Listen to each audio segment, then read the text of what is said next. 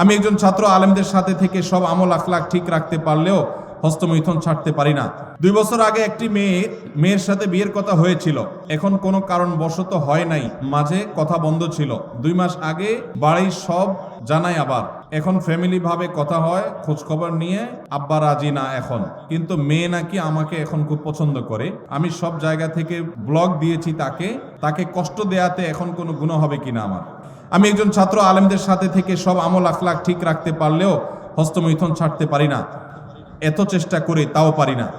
ভাইরা আমার, আমাদের তরুণ ভাইরা অনেকে এই ধ্বংসের পথে চলে যাচ্ছে, হারাম গুনাহে লিপ্ত হয়ে যাচ্ছেন, অনেকে বাঁচতে পারছেন না। উপায় কি? দেখুন, এর জন্য সবচেয়ে কার্যকর উপায় হলো যদি ডাল ভাত জোগাড় করার ব্যবস্থাটা থাকে, জাস্ট ডাল ভাতের ব্যবস্থা, কোন রকম মোহরের টাকা জোগাড় করতে পেরেছেন, বিলম্ব না করে বিবাহ করে ফেলেন। এটা হলো সবচেয়ে বড় মহৌষধ। নাম্বার 2, যদি আপনার এই মুহূর্তে বিবাহ করবার মতো শারীরিক আর্থিক সঙ্গতি না থাকে, সার্বিক সঙ্গতি না থাকে, তাহলে সেক্ষেত্রে আপনি এই বদভ্যাস থেকে বাঁচার জন্য নাম্বার 1, যে সমস্ত মোবাইল বা আপনার কম্পিউটার স্ক্রিন থেকে হারাম জিনিস দেখে আপনি হারাম কাজ করেন, সেইগুলো থেকে নিজেকে বিচ্ছিন্ন করে ফেলেন। একটু অপারেশন করতে হবে, নিজের স্মার্টফোনটা বিক্রি করে একটা বাটন ফোন কিনে ফেলান। একটু কষ্ট হবে প্রথম বন্ধু বান্ধবদের সাথে সম্পর্ক যোগাযোগ রাখতে একটু অসুবিধা হবে। 6 মাস মাত্র এইভাবে চলেন, বিক্রি করে ফেলতে হবে, রাখলে হবে না। বাটন ফোনে চলে যান, কিচ্ছু হবে না, মনে হবে যে অনেক ক্ষতি হবে, আসলে কিছুই হবে না। আপনার ইমান আমল রক্ষা করার জন্য এইটুকু স্যাক্রিফাইস যদি আপনি করতে পারেন, দেখবেন ইনশাআল্লাহ বদভ্যাস দূর হয়ে গেছে। নাম্বার 3, সাধারণত এই পাপের পাপীরা নির্জনতার এই সময়টাকে কাজে লাগায়। অতএব নির্জনতায় কোনো অবস্থাতে থাকা যাবে না। কোনো কক্ষে একা আছেন, কেউ নাই, দ্রুত বের হয়ে চলে যান, চেষ্টা করেন।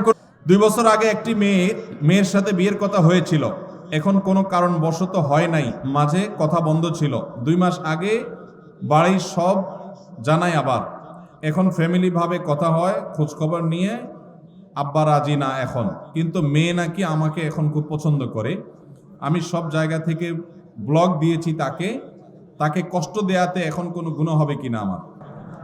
ভাইরা আমার, যদি কোনো কারোর সাথে বিয়ের আলাপ সালাপ হয়, কোনো কারণে পারিবারিক ভাবে কোনো কারণে বিয়েটা আর হলো না, তাহলে তার সাথে পরবর্তীতে ইনবক্সে, মেসেঞ্জারে, হোয়াটসঅ্যাপে ইটিশ পিটিশ আলাপ করা যাবে না যাবে না?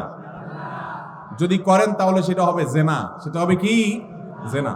এখন যদি বলেন যে না, সে মেয়ে আমাকে ডিস্টার্ব করে, হাই হ্যালো জিজ্ঞাসা করে, আজেরা কথা জিজ্ঞাসা করে, তাহলে সোজা ব্লক মারবেন। সোজা কি মারবেন? আর এই ব্লক মারলে যদি মনে হয় যে না, তিনিও তো একজন মানুষ, তার মনে কষ্ট দিলে কি আল্লাহ খুশি হবে, তাহলে বুঝবেন যে সাক্ষাৎ শয়তান হাজির হয়ে গেছে। কি হাজির হয়ে গেছে? শয়তান হাজির হয়েছে। কারণ শয়তান আপনাকে মানবিক ভালো মানুষ বানানোর চেষ্টা করছে। আসলে এটা হলো নেক্সুরাতে ধোঁকা। আপনাকে আসলে শয়তান জেনার দিকে নিয়ে যেতে চায়। অন্যায় থেকে বাঁচার জন্য, হারাম থেকে বাঁচার জন্য যদি কাউকে আপনি ব্লক লিস্টে রাখেন, ইনশাআল্লাহ গুনাহ তো দূরের কথা, উল্টা সওয়াব হবে আল্লাহর কাছ থেকে। আল্লাহ আমাদেরকে তৌফিক দান করুন। শয়তান হাজির হয়েছে, কারণ শয়তান আপনাকে মানবিক ভালো মানুষ বানানোর চেষ্টা করছে। আসলে এটা হলো নেক্সুরাতে ধোঁকা। আপনাকে আসলে শয়তান জেনার দিকে নিয়ে যেতে চায়। অন্যায় থেকে বাঁচার জন্য, হারাম থেকে বাঁচার জন্য যদি কাউকে আপনি ব্লক লিস্টে রাখেন, ইনশাআল্লাহ গুনাহ তো দূরের কথা, উল্টা সওয়াব হবে আল্লাহর কাছ থেকে। আল্লাহ আমাদেরকে তৌফিক দান করুন।